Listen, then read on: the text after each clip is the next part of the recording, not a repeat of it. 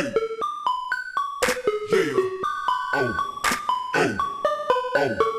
Yeah.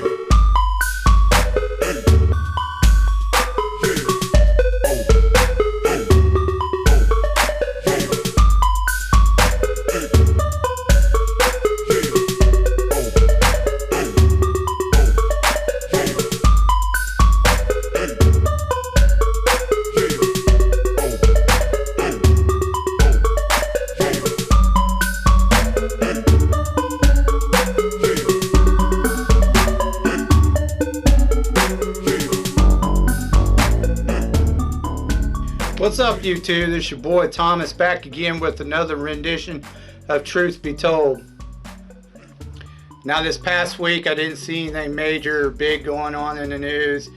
You know, the Dems are still ignoring all the criminal activity, the inflation rates, and all the illegals coming over across the border. What I found strange was the fact that all these illegal aliens that are coming over and breaking our laws, they're literally giving them free shit. Like they're giving them cell phones, school supplies for the kids, housing arrangements, you know, clothes, all that kind of shit. And guess who's paying for it? You, the taxpayer. Your money is going to all these illegal aliens who are breaking our laws instead of coming over here legally through the process. It's the way Democrats want it.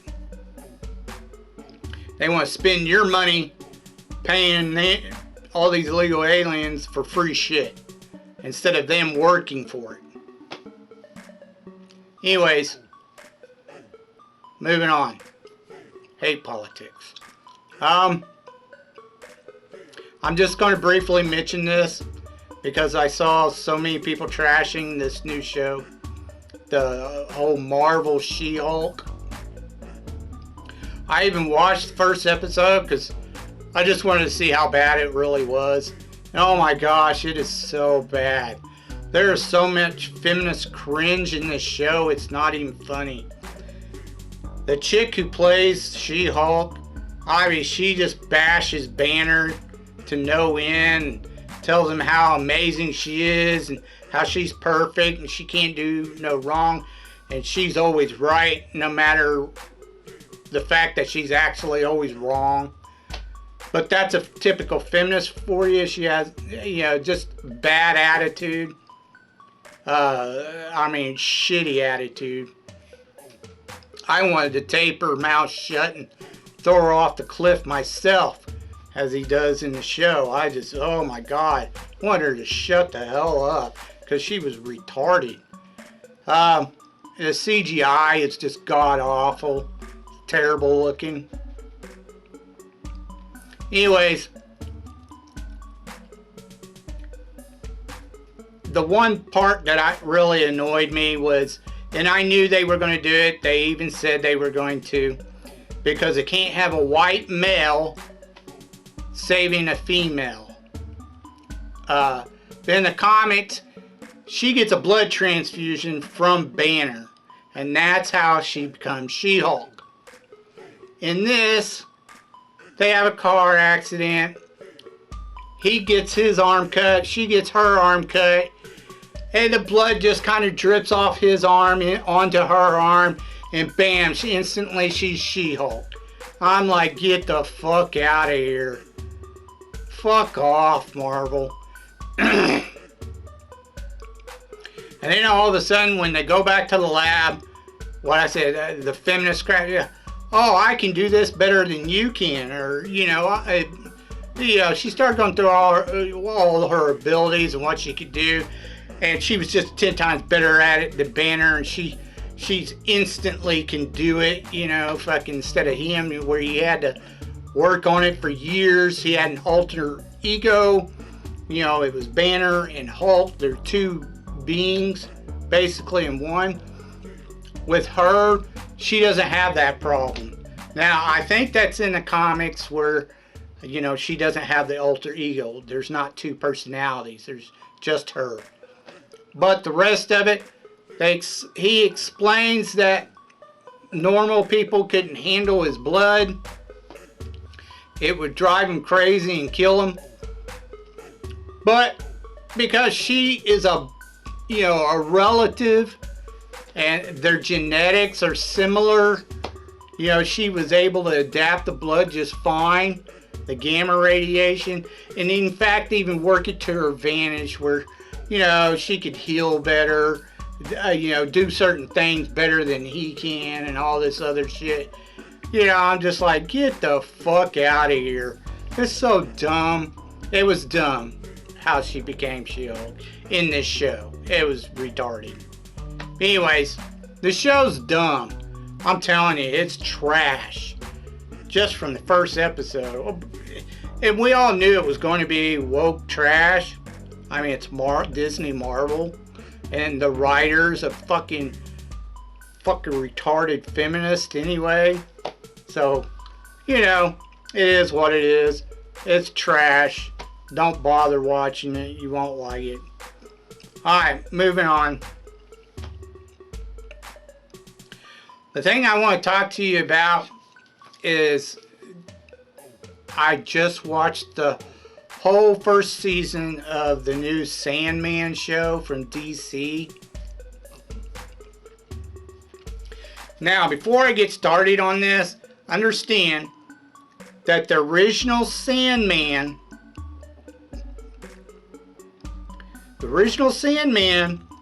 was not supernatural. The original Sandman from DC, which was created by Gardner Fox, was Wesley Dodds. Okay? That was the name of the Sandman. And he was a kind of like a sort of early Batman. He had a gas mask and like a fedora and a trench coat and boots and shit. And he'd go around with tech weapons. At first it was just like gas pellets and darts. And he'd put criminals to sleep. But then later he started making other type of gadgets and flamethrowers, sand pistols, all kinds of weird gadgets to take down criminals. Now, later on in the 70s, Joe Simon and the infamous Jack Kirby created the Sandman. Now, they made this Sandman more supernatural. In the show, you see the kid wearing a red and yellow cape with a hourglass on the front of it, and that was the Sandman's costume at first.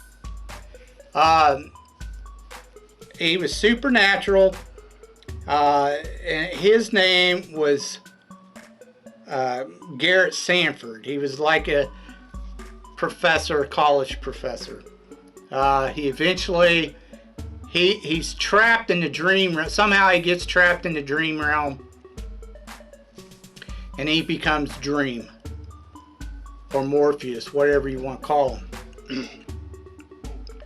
Later on, he goes insane, and another guy comes in called Hector Hall, and then he becomes the Sandman. And then come to find out, Hector Hall was just a personality of Garrett Sanford. Wasn't even real. But he eventually reincarnates himself into Dr. Fate and becomes Dr. Fate. And then, towards the early 90s, along comes Neil Gaiman, and he creates the modern Sandman, the one that the show's based on.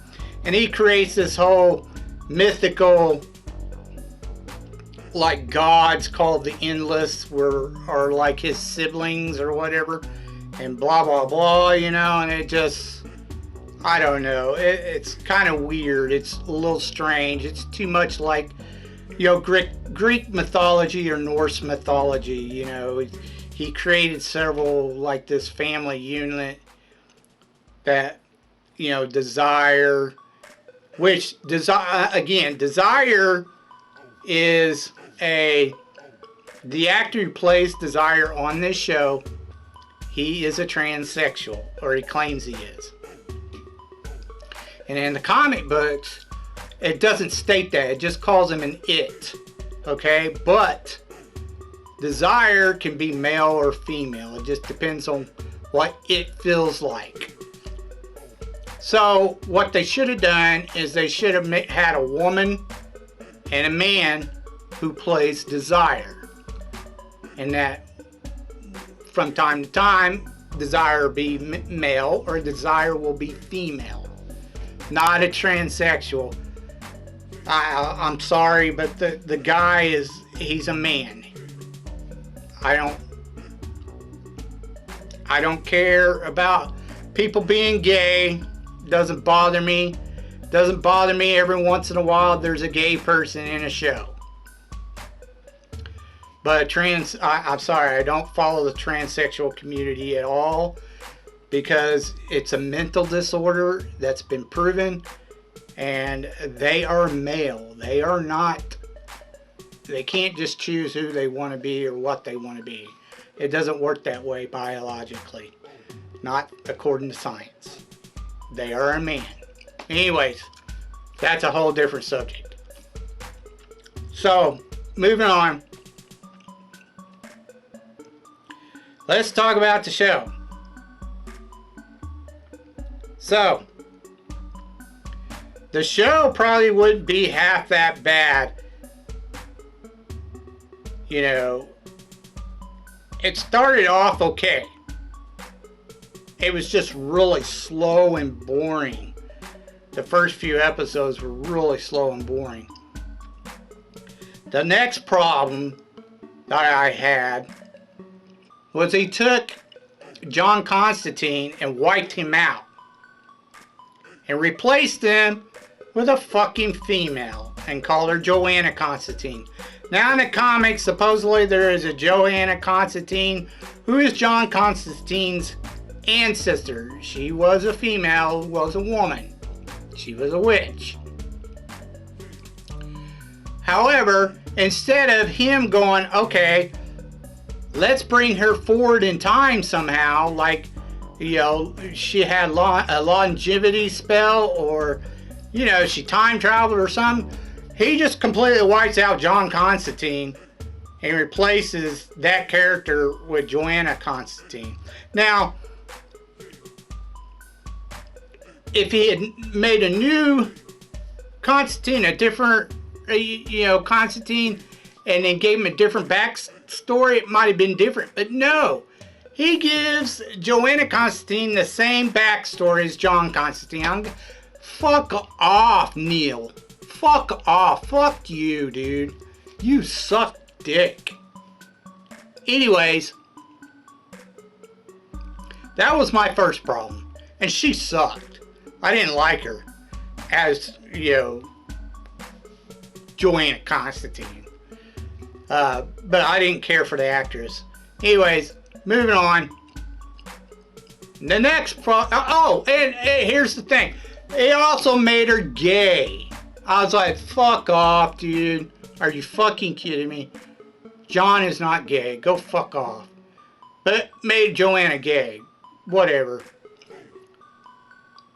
Then we move on until we get to episode 5, I think it was, where John D is at the bar or cafe or whatever, and told everybody in the cafe, you can't tell any more lies because of the jewel or whatever. Yeah, Sandman's jewel.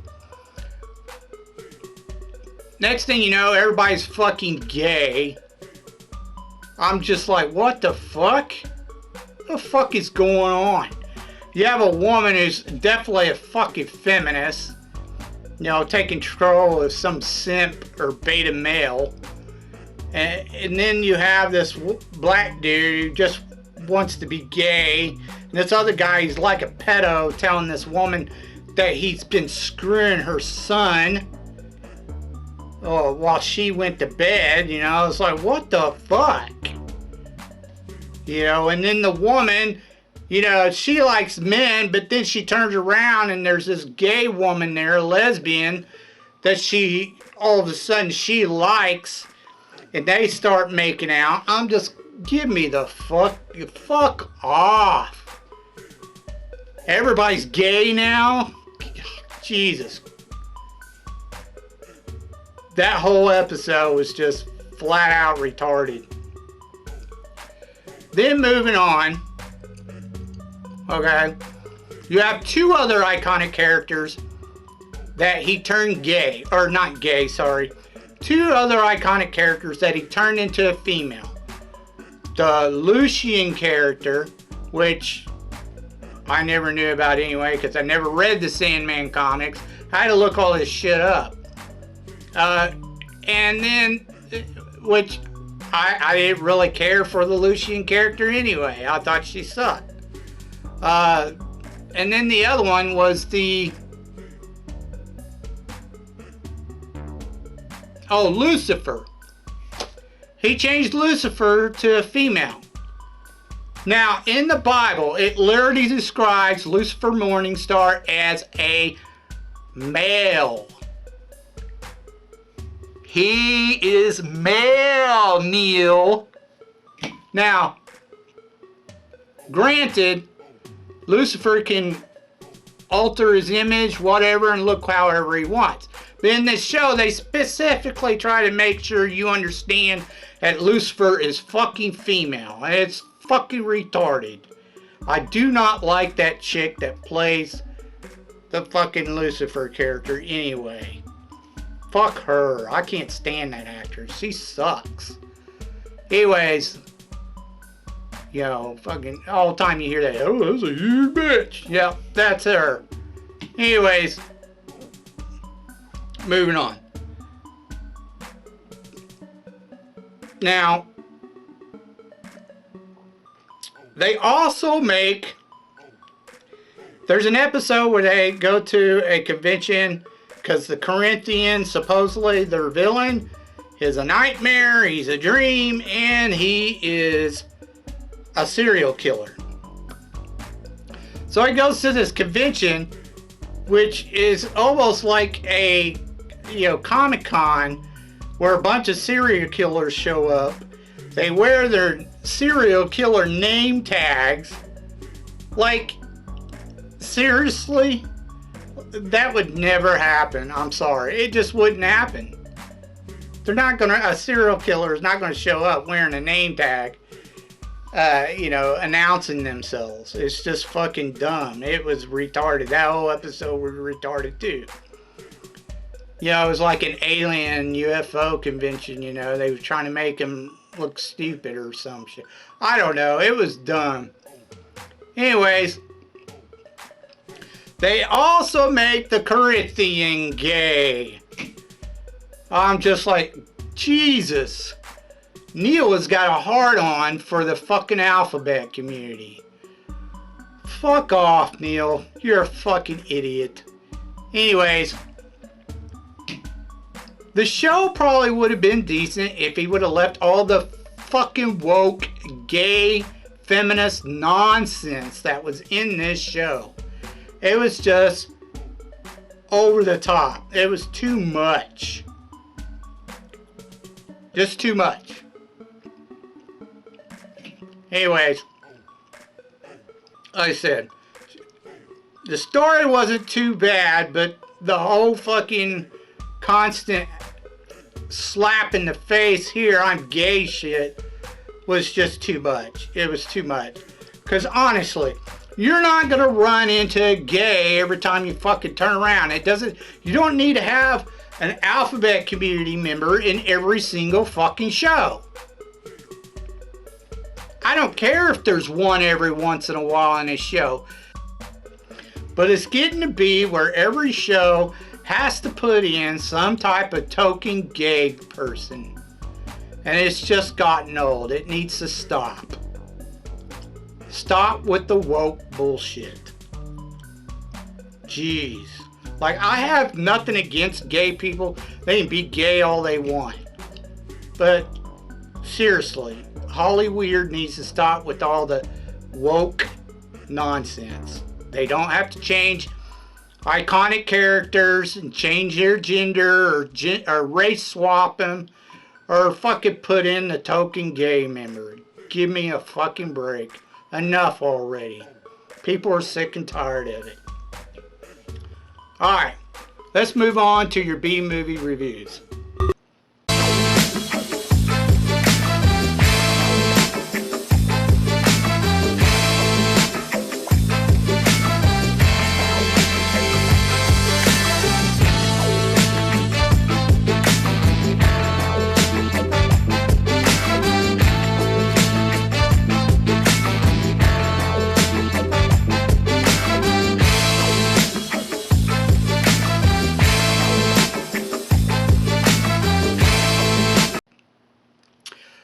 Alright, Movieholics, this week we are doing Fantasy Week.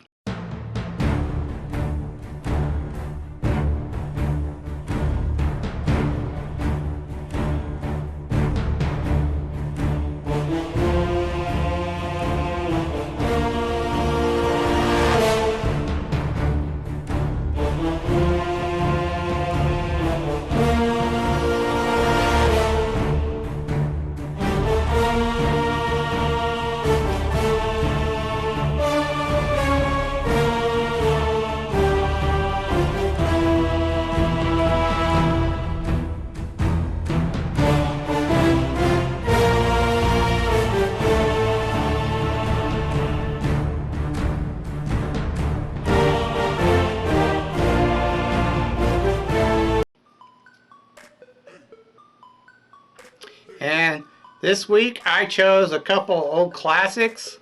Both of them are female leads. The first one, they're basically based off comic book characters. The first one is called Sheena and was done in 1984. It made about $6 million, so it didn't really do like great, but it was enough to get by. It starred Tanya Roberts. Now, she's blonde in this, but I preferred her in the Beastmaster when she was a redhead.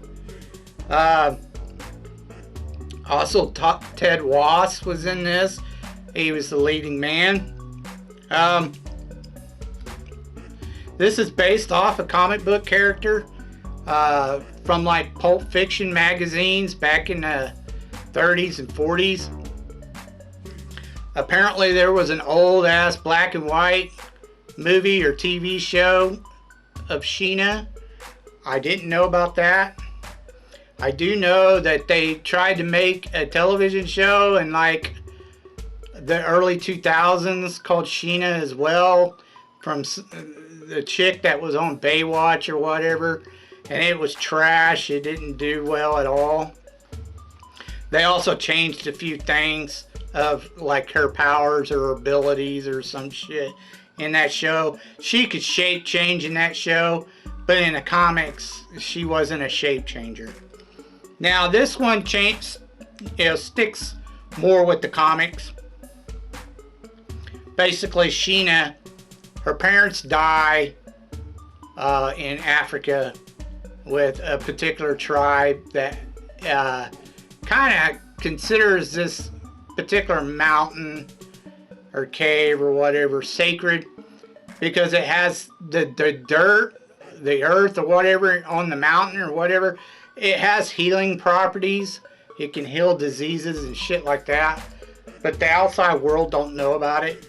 Her parents were there to investigate it, but they die in a cave-in, and then the shaman of the tribe takes her in. She's only like 4 years old or some shit like that, and raises her as her own kind of, and teaches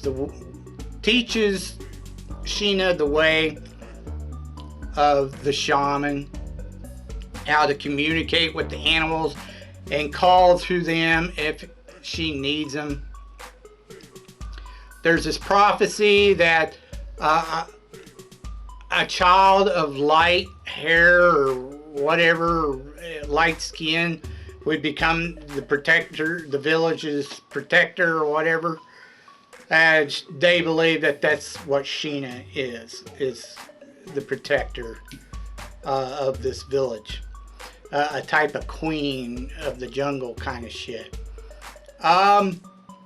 Moving forward into present day, or what was considered present day in the 80s, there is a king of that region of Africa, and he has a brother who's plotting against him and ends up killing him, taking his place, and they want to mine the mountain for minerals and shit. So they start attacking the tribe or whatever, and then Sheena has to come in and save him, blah, blah, blah. The leading guy, he actually is like this reporter or some shit, and got everything on film on how the younger brother killed the older brother and took the throne. Anyways, they end up killing all the mercenaries that worked for the younger brother, who's now king or whatever, and Sheena ends up killing him, and that's the end.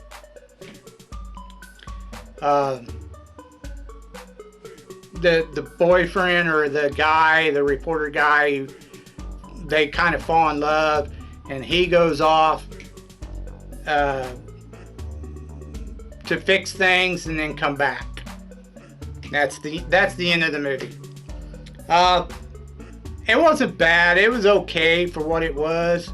The way she was calling on the animals, she did this weird thing where she would, do this shit like she had a migraine or something. And the next thing you know, one of the animals would come to her or whatever, blah, blah, blah. That's how she summoned them or called them. That was her power. That was her ability. Plus, she knew the jungle. I mean, it wasn't really a major... It was almost kind of like a Tarzan kind of thing.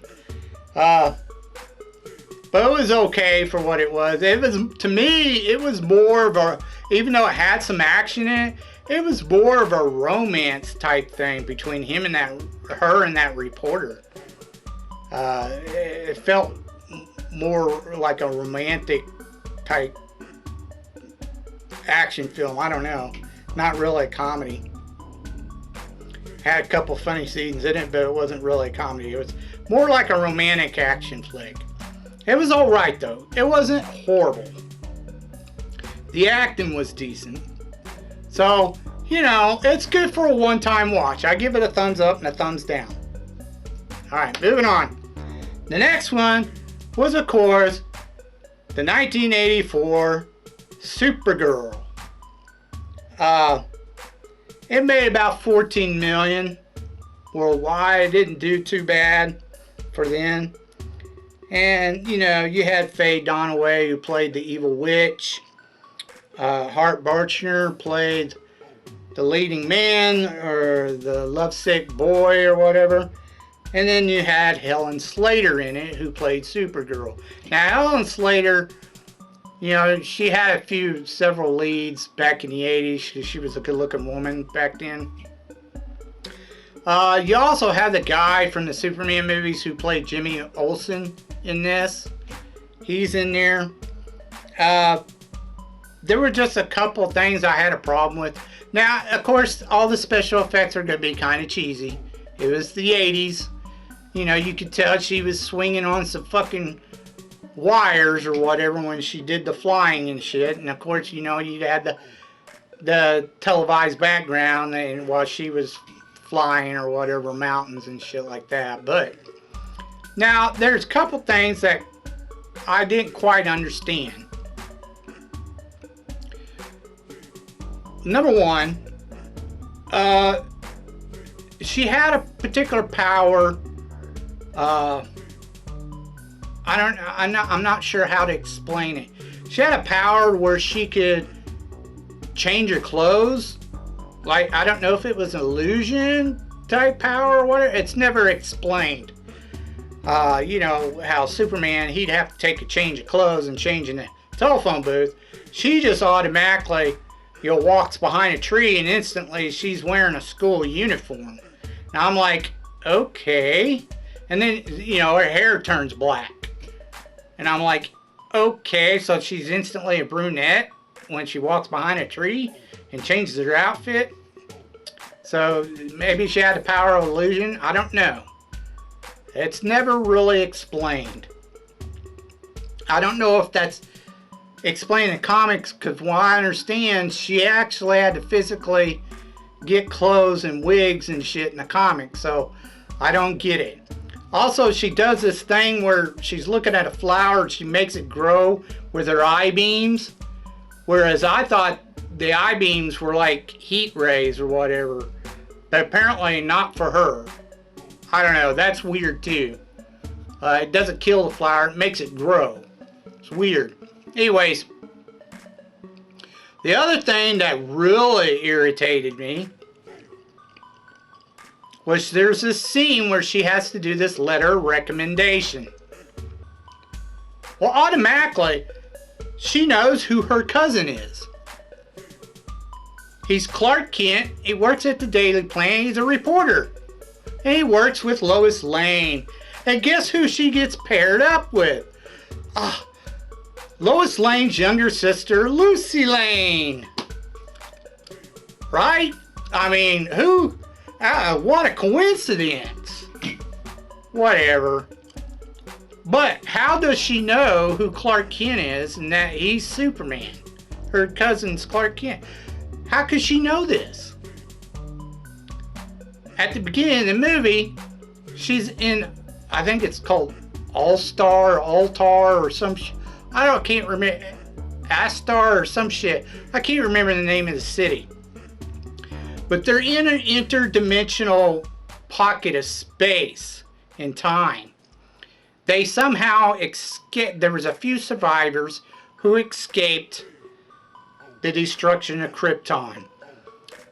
Jor-El, Superman's father, Kal-El, his brother Zor-El, which is Kal-El's father, which is Supergirl, he kind of helps run the city with her mother. Now, he was sent to Earth as a baby, Superman, Kal-El. So how the fuck does she know anything about Clark Kent or anything? She can't know. That's what gets me. I don't get it. How she knows everything about him as soon as she arrives on Earth. It makes no sense. She can't know. He was a baby when he was sent to Earth.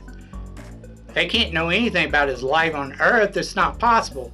Now, granted, I get the whole, okay, my cousin was sent to Earth thing. I could get behind that. But to know who his secret identity is and all that shit, who he works with, who for, that makes no sense. Anyways, get on the movie. So, the City All-Star has this device, called Omicron or some shit like that, that powers the city. Without it, they'll die. Somehow, Kal-El ends up playing with it and it gets lost and sent to Earth. Jane Fairway plays this evil witch who finds it and then starts using it for her own benefit. And then Kal-El, she goes to Earth or Supergirl, she goes to Earth to get it back. Now she gets sent to the Phantom Zone. Apparently there's a way out, even though I think in the comics it states there is no way out, but apparently there is a way out. And Zoltar, he sent himself to the Phantom Zone because he felt responsible for letting her play with the Omicron and letting it loose. But he ends up helping her. He dies. She comes back.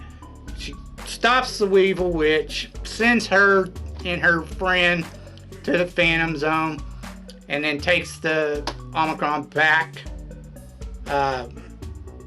to Ultra, or whatever the fuck the name of the city is. Takes it back there. And that's the end of the movie. Happy ever after. Now, we know in the comics she eventually comes back to Earth. But there's a lot in this that's not explained. But at least it's 10 times better than that crappy ass CW bullshit. And the Supergirl that they were trying to come out with the chopped off haircut, brown, dark hair, and fucking, you know, the suit was a full-on suit where it's supposed to be a skirt and she's supposed to be blonde and blue-eyed. So at least they tried to follow the comics in this movie. That CW shit doesn't. Anyways, I like this movie. It's a good movie. 2 thumbs up. The acting was great. Check it out. You won't be disappointed if you like superhero movies. One of the best female lead roles for a superhero. Anyways, that's all I have for you this week. So until next time, please leave your thoughts in the comment section down below. If you have any thoughts about what I talked about earlier in this video, if you have any suggestions, movies you think I may never seen, never heard of, please leave your comments down in the section, or leave your suggestions down in the comment section down below. I'll get to reviewing them as soon as I can. So until next time, I told you you'd be told the truth, and you've just been told.